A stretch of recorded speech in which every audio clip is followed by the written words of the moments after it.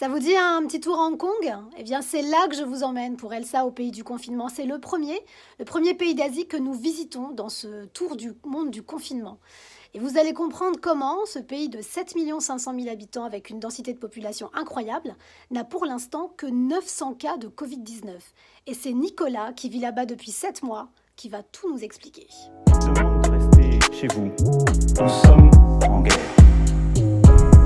Moi, je m'appelle Nicolas Crestel, je suis marié et père de 3 enfants et nous habitons depuis le mois d'août à Hong Kong, dans le quartier de Wan Chai, dans le nord de l'île de Hong Kong. Déjà captivant pour nous d'avoir un référent, si tu veux, en Asie. Est-ce que tu peux nous en dire aujourd'hui, Nicolas? Alors, je fais juste un petit avertissement. Moi, ça fait 7 mois que je suis ici, donc ma connaissance du terrain, elle est limitée à ces 7 mois. Et aux gens qu'on fréquente, beaucoup d'expatriés français. Ça a commencé fin janvier. Je dirais que c'est quelque chose qui, de mon point de vue, a été assez bien géré, je trouve, par les autorités et surtout par les gens ici. Il faut savoir qu'il y a eu un gros traumatisme à Hong Kong, qui est l'épidémie du SRAS en 2002 ou 2003. Je pense que ça a profondément marqué la ville et les habitants d'ici. Et donc, dès que le virus est arrivé, c'est arrivé au moment du Nouvel An chinois. Et très très vite, il y a eu ces masques dans la rue. C'était assez frappant. Les gens ont vite mis des masques pour à la fois se protéger et protéger les autres d'une propagation éventuelle de leur part. C'est assez culturel le masque ici en fait. Dès que quelqu'un est malade, il met un masque pour pas contaminer les autres. Il y a eu une pénurie dans les magasins parce que tout le monde se ruait sur ces masques. Et puis le gouvernement a mis en place des mesures très vite pour limiter les déplacements. Il n'y a jamais eu de confinement à obliger les gens à rester chez eux. Mais très rapidement, les espaces publics ont été fermés. On a conseillé aux gens de faire du home office. Et les écoles, tout de suite, ont été fermées. Elles sont fermées là depuis fin janvier. Dès que la Chine commençait à avoir sa pandémie, automatiquement, clac, vous avez tout fermé. Wuhan, c'est pas très loin. Il y a beaucoup de relations, il y a beaucoup d'allers-retours entre Hong Kong et la Chine continentale, bien sûr. Enfin, Hong Kong était aux premières loges, donc il a fallu vite couper le trafic, quoi. Et encore, les gens ont trouvé que ça a été lent. Les premiers chiffres qu'on a pu avoir, nous, vu de notre hexagone, c'est très peu de cas. Est-ce que tu fais une corrélation entre ce que tu viens de dire et le nombre de cas, c'est-à-dire la compréhension immédiate de la part de la population, justement, du fait de l'expérience du SRAS, que ça pouvait avoir un effet contagion énorme. Donc, vite, on met des masques pour se protéger et pour protéger les autres. Alors, pour te donner des éléments de contexte, tu vois, Hong Kong, c'est 7,5 millions d'habitants, à peu près, sur un peu plus de 1000 km², ce qui fait une densité d'habitants incroyable, autour de 6500, 6700 habitants au kilomètre carré. C'est 60 fois, j'ai regardé des chiffres avant de te parler, c'est 60 fois la densité de la France. Mais pour te dire à quel point on a une concentration de personnes sur une petite parcelle, et malgré ça, je crois que fin février, tout début mars, on en était à 150 cas. C'est pas grand-chose en fait. Pour 2 morts. Et là, depuis début mars, aujourd'hui, on en est à, j'ai noté le chiffre, je ne sais plus là tout à l'heure, 915 cas, dont la grande majorité des nouveaux cas sont des cas importés, pas de transmission locale. Et on en est à 4 morts. Alors après, moi, je ne suis pas spécialiste en virologie, et nous, on ne sort pas sans masque, tu vois, on s'est fait à cette culture, ne serait-ce que par respect pour eux, pour montrer qu'on est concerné par cette situation, même si on peut te dire que le masque n'est pas la panacée pour te protéger ou protéger les autres, bah, tout le monde en porte, tu te dis, je m'adapte aux coutumes locales, mais le fait est que, est-ce que c'est dû à ça, est-ce que c'est pas dû à ça, j'en sais rien. Quand je vois les chiffres en Europe ou dans d'autres pays, ce qui me semble assez maîtrisé, si tu veux. Est-ce qu'il y a une politique de diagnostic systématique à Hong Kong, de tests systématiques ou pas du tout? Non, à ma connaissance, ne sont testées que les personnes qui se présentent à l'hôpital. Il n'y a que l'hôpital public qui prend en charge les personnes soupçonnées d'être touchées par ce virus.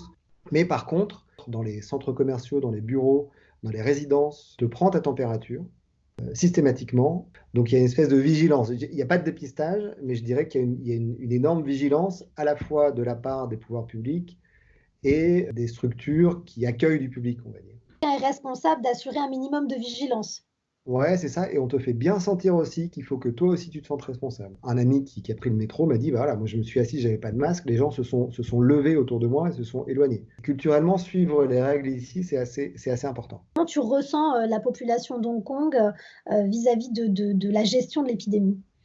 il s'était apaisé un peu au mois de février. Et puis avec le retour des cas des Européens et donc l'augmentation du nombre de nouveaux cas, le stress est reparti à la hausse. Tu vois, les terrains de sport qui avaient commencé à rouvrir ont refermé, les services publics ont refermé. Là, aujourd'hui, il est interdit de se regrouper dans la rue officiellement à plus de 4 personnes. Ils ont fermé les bars. Les bars ont fermé vendredi dernier pour 2 semaines. Et les écoles qui devaient réouvrir le 20 avril, c'est terminé, ça. On a dit, voilà, bah, maintenant, on ne fixe pas de date de réouverture pour les écoles, on verra bien. Vous n'avez pas forcément de pénurie de masques, vous? Il y a eu des comportements un peu irrationnels, comme on a pu voir en France, avec notamment le papier toilette, je ne sais pas pourquoi, avec les gens qui faisaient la queue pour acheter des masques. Il n'y a pas eu de confinement, donc oui, il y a pu y avoir une logistique, j'imagine, mise en place. Et aujourd'hui, tu peux trouver des masques sans trop de soucis. Les bureaux en fournissent à leurs salariés. Quand tu arrivais à Hong Kong, c'était le moment des grandes manifestations des parapluies, dont on suivait l'écho en France assez régulièrement. Finalement, la pandémie, elle est venue clore presque le sujet des manifestations, puisqu'on ne peut pas. À partir du moment où tu ne peux plus te rassembler dans la rue, voilà, c'est terminé, il y a plus de manifestations.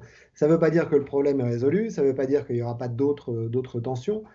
Quel est le traitement médiatique à Hong Kong qui est fait autour de la pandémie? Je vais parler médias au sens large. Tu as évidemment plein d'affiches dans les métros avec les gestes barrières, ce qu'il faut faire, comment il faut se comporter, le masque, etc. Les journaux en parlent beaucoup, évidemment. D'ailleurs, c'est une des rares fois où on a un sujet commun à toute la planète. C'est assez intéressant de le voir. Sur l'information, ils sont assez transparents tous les jours. Il y a un point presse du gouvernement qui fait l'état des lieux sur le nombre de nouveaux cas, etc. Et qui, je ne sais pas si tu vas le voir sur mon écran. Je vois. Il y a une espèce d'appli, tu vois, tu le vois, qui donne le nombre de cas, l'augmentation du nombre de cas par rapport, et la localisation surtout des personnes identifiées comme étant atteintes du virus. Donc moi, je peux savoir sur la carte que de l'immeuble là-bas, il y a eu un cas parce qu'il est répertorié sur cette application. C'est assez précis, transparent. Presque flippant. Presque flippant en termes. Oui, mais alors, En en termes de termes de, données effectivement, personnelles, c'est chaud quand même, quoi. de données personnelles, oui. Alors, c'est des données anonymisées, hein, mais tu sais quand même que c'est une femme de 38 ans qui habite dans cet immeuble qui a été. Ouais.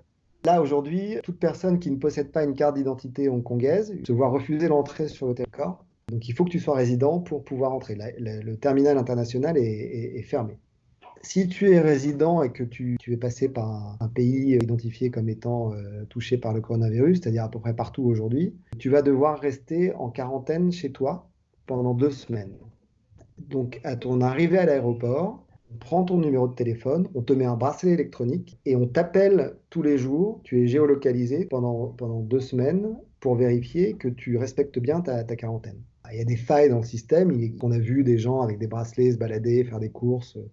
Ils sont d'ailleurs pistés par les gens qui les filment et qui mettent ça sur les réseaux sociaux. Enfin bref, tu vois, il y a aussi un climat un peu de délation de ceux qui ne respectent pas le truc. Mais je pense que c'est un peu partout pareil, hein. En France, de ce que je peux voir, c'est aussi la même chose. Est-ce que cette pandémie, tu as senti qu'elle avait exacerbé justement les tensions qui peuvent exister entre les habitants d'Hong Kong et la Chine?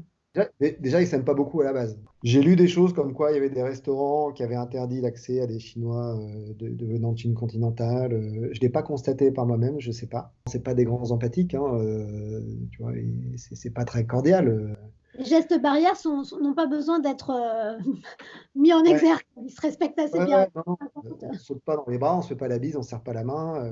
Est-ce qu'il y a une mise en avant du personnel hospitalier? Est-ce qu'on les entend s'exprimer? Non. Non. Alors, les médecins s'expriment, oui, parce que ils sont présents, tu vois. En tout cas, le représentant du système de santé est présent au point presse quotidien fait par Carrie Lam, la responsable du gouvernement de Hong Kong. J'ai vu des messages passer comme quoi les gens voulaient applaudir, tu vois, tous les jours à 8 heures, comme ça a pu se faire en France. Je crois que ça a été un four. Enfin, personne n'a fait ça.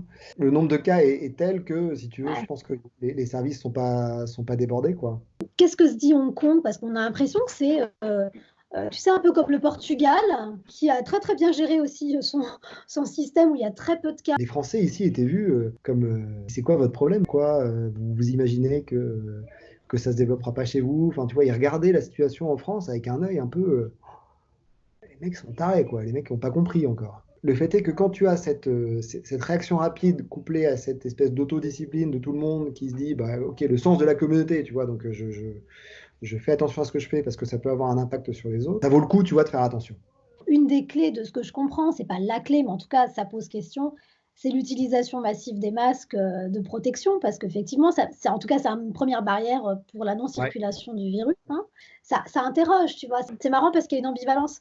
C'est-à-dire qu'effectivement, je comprends cette autodiscipline de: «Attention, mon action peut avoir un impact sur les autres» et en même temps, tu notes aussi une forme d'anonymisation dans la ville, comme si en fait, la communauté était plus forte que l'individu. Donc on a un geste responsable individuellement, mais en fait, en Ouais. tant qu'individu, on compte moins que la communauté elle-même. Ouais, c'est un peu ça. Hong Kong, c'est particulier, hein, c'est la ville du matérialisme à outrance. Et donc de l'individualisme. En même temps, il y a cette espèce j'ai un impact sur la communauté et la communauté a un impact sur moi. Donc il faut que tout se passe bien pour que moi je puisse faire mes trucs et que je puisse continuer à gérer mes affaires ou mon business. Ouais, il y Oui, a un truc qui m'a impressionné quand même et je tiens à le souligner, c'est que les enfants ne vont pas à l'école depuis fin janvier. Et moi j'ai été impressionné de la réactivité des profs et des équipes pédagogiques, on va dire, qui ont mis en place, tu vois, des choses assez rapidement dans l'urgence. Alors, ils sont équipés, tu vois, ah, c'est ça. ils ont la chance, tu vois, d'être équipés. Ils sont en visio, ils échangent avec leurs potes dans des chats ou dans des trucs comme Zoom ou Skype, et ils se sont adaptés à ça de manière assez remarquable. Je trouve que ça ouvre des perspectives assez intéressantes sur ce que sera l'école demain, sur la relation que les élèves ont entre eux par rapport à l'enseignement ou par rapport à un professeur qui leur donne des choses en amont sur lesquelles ils peuvent bosser. C'est un vrai beau sujet et une vraie belle révélation aussi, Et puis encore une fois, j'ai la chance, tu vois, de pas avoir d'activité, donc enfin, pas d'activité à temps plein, je veux dire, d'être et donc d'être dispo. disponible, tu vois, et de pouvoir organiser mon temps pour pouvoir le faire avec eux. Ce qui n'est pas simple, mais et qui teste un peu les limites de la patience de chacun. Mais, On est mais en on tout est cas, parents. ouais, c'est ça. Mais ça ouvre plein de choses hyper intéressantes et je trouve que c'est important de le souligner. À très Merci à toi, bientôt. Merci Nicolas. Ciao. peu de voix, puis porte-toi bien. Eh Fais ben, attention à toi. je suis confinée, ça va aller. Bisous. À bientôt.